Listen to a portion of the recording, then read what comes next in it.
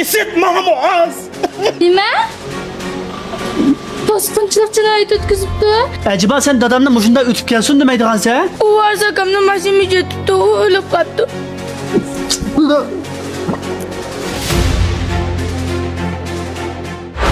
Birinci qism. Aile xizmatkari ko'tarilganmish.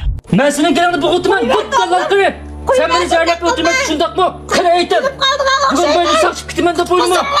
Varis kulağını tart bilen ışıklıvatsın. Sarang buldun mu bana bunda kılma. O'zining aytan emas başlamak gidip durayotgan kulağını kuyup be. Qo'limni qo'yvat. Bo'lmasini bo'g'itman. Men bugun bu qardatchani bo'g'ib o'ltirdim. U mening ayshimga zarsa meni o'ltirmoqchi bo'ldi. Men buni o'z ko'zim bilan ko'rdim. Kulağını kuyup be. Nimdep kuyuvatsın. O'zining eşiğin nimdep zar sağda kulağını kuyup be. Kulağını kuyup be bunda kılma. Ya qo'ymayman. Nima ish qilyapti ketayman? Men bugun bu qardatchani bo'g'itman.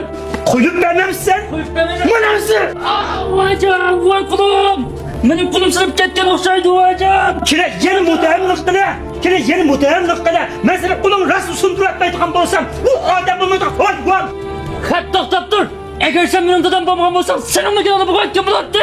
Yuqal ko'zimdan bu betchiga nima chiqyapti eg'izingdan? Xat chiqmaydim.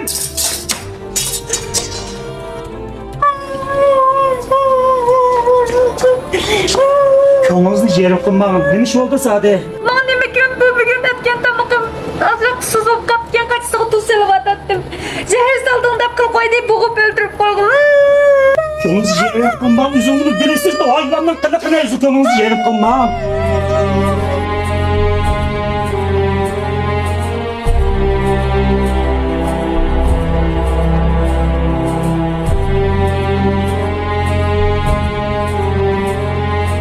Ey varis manqara, bugün sindadan rastlı urduma?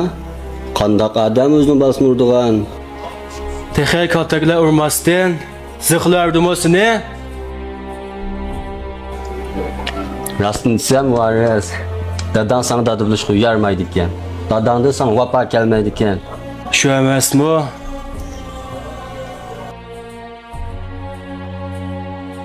Senin başka akadilerin hemmisi hizmetçi. Ulanı urmaydıgan da, nimiş kısınlan urdu dayma.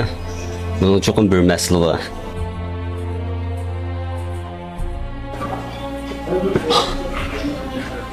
Eğer bunda kiti versen, ya tayak tohmaktan ülüp kalacaksa, ya olmasa açlıktan ülüp kalacaksa da işte.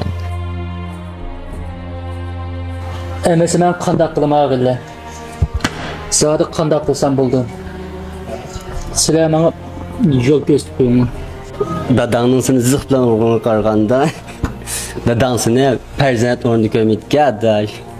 Qandaq dedim sen?